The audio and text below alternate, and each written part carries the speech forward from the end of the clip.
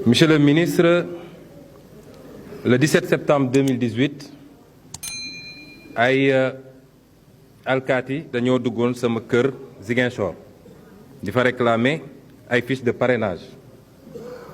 Le 18 septembre 2018 nga dem RFM matin ne loolu musul am parce que sûreté section de recherche du intervenir à Ziguinchor, du police du gendarmerie tegul tànk sama kër.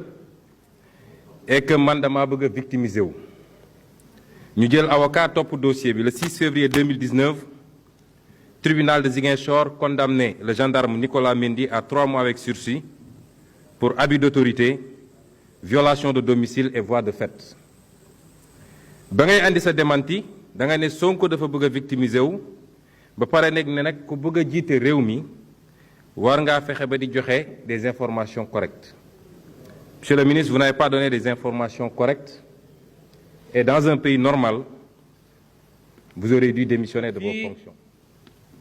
Joxe information bu correcte defe naa lu leen jafe la ndax ñu ngi fàttaliku le rapport de présentation du décret de Petro-Tim bi nga xam ne bindoon nga ci lu bëri loo xam ne lu amut la.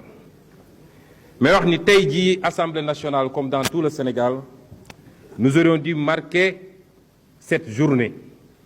Parce que l'un des crimes les plus odieux et les plus crapuleux de la France s'est passé le 1er décembre 1944 à Thiaroye. Bindoon naa leen lettre adressée au gouvernement ne leen victime yi ñaata la ndax 35 lañ ñu waxoon waaye Hollande bi bu ñëwee fi 2014 nee na 70 la ne leen nag am réew yaay respecté lu sa mais soo amee président boo xam ne nee na France dana doon jox dessert. Mais nous sommes des singes bonobos bu ñuy récompenser ak ay banaana nit ñi mënuñ ñoo respecter. Je ne comprends rien aux enjeux. Monsieur le ministre, les raisons que vous avez avancées pour justifier votre loi de finances rectificative sont fallacieuses. Vous nous dites, vous invoquez d'abord la conjoncture internationale. Nous avons dit depuis des années que votre croissance est conjoncturelle et non structurelle et qu'il aurait suffi d'une petite hausse du prix du baril pour que vous rendiez compte. Et c'est ce qui vous rattrape. Mais rappelez-vous qu'il y a 6 mois, en décembre, les 17 et 18 décembre 2018, vous étiez revenu de Paris en nous disant que vous aviez collecté 7 356 milliards au lieu de 2 850 que vous recherchiez. Et aujourd'hui, vous nous dites la conjoncture internationale incertaine, commandant d'observer une certaine prudence dans la mobilisation de l'investissement public pour financer les emplois. En réalité, vous avez perdu le crédit et la confiance des bailleurs à cause de 2 choses. D'abord, l'endettement chronique. Ñu ngi woon à 2012, ñu ngi woon à 2741 milliards d'endettement, soit 10%, 40% du PIB. Aujourd'hui, dépassé ngeen 6 milliards, soit 62% du PIB. boo ci boolee nag ni performance économique ngeen wax c'est surfait. Ensuite, les mauvais choix d'investissement. Il y a 2 semaines, j'ai fait une conférence de presse pour annoncer un gap de 100 milliards sur les recettes fiscales. Vous avez fait un long communiqué pour démentir. Aujourd'hui, vous mettez dans votre loi de finances une réduction de 100 milliards sur les recettes fiscales. Mais c'est extraordinaire. Et vous projetez que ça peut dépasser les 300 et quelques milliards si on ne prend pas des mesures correctives. Mesures que vous ne prendrez pas à cause de la politisation excessive de l'administration fiscale.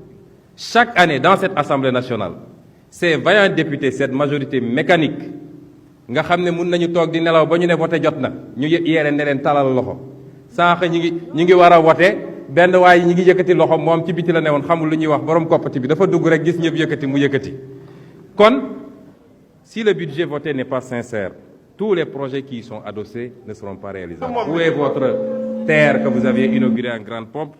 Dites-moi où se trouve votre building administratif. Wax leen ma ban étudiant mooy jàng université Amadou Mahtar Mbow wala université Saloum yi ngeen inauguré woon uniquement pour faire du fumage politique. Raison. Blanchiment de fraude fiscale.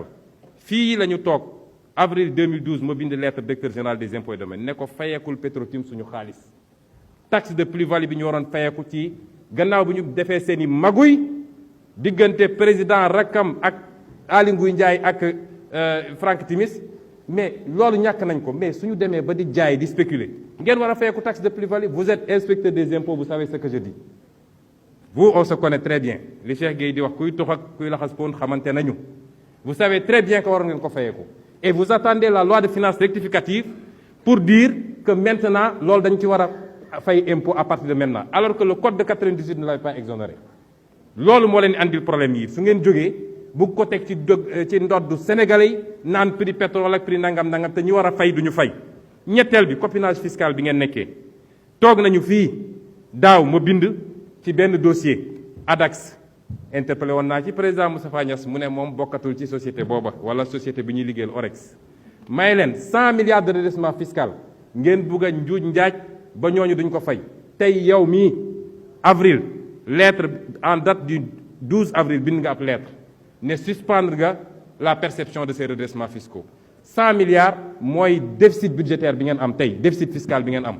Pourquoi multinationales yooyu ñëw fii fraude fiscale du ñu fay ngeen bëgg sénégalais di continuer di fay ay taxes de plus-value ci ceeb beeg ci diwlin beeg ci lu nekk foofu la problème bi nekk.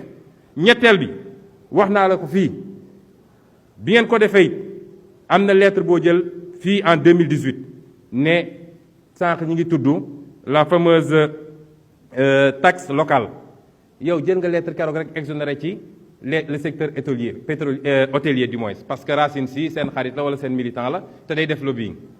nu ngeen buggee réew mi vous outrepassez vos propres compétences ñii di génn fii ci assemblée nationale bi xamuñu ni la loi fiscale est du domaine exclusif de l'assemblée nationale. Ministre amul droit daal di effacer dette fiscale et vous prenez vous des documents pour effacer la dette fiscale. Ayez le courage de dire la vérité aux Sénégalais. seen cuune seen ñàkk bën ak seen ñàkk patriotisme ak ndëng gi ngeen jiital ci seen gouvernance moo andi problème yi ci Sénégal. Et les Sénégalais vont souffrir parce que vous êtes incompétents. Mais les Sénégalais vont souffrir parce que cette frange du peuple pàccu Sénégal boobu bi nga xam ne xaalis bi ngeen di doon jëlee ci ñoom timis ak ñoom ñeneen ak ñeneen di ko jox ay 25 000 ak 20 000 pour ñu voter leen ñooy doon les premières victimes de lii. réew tappale du ko defar réew jub ak liggéey moo koy defar. Je vous remercie.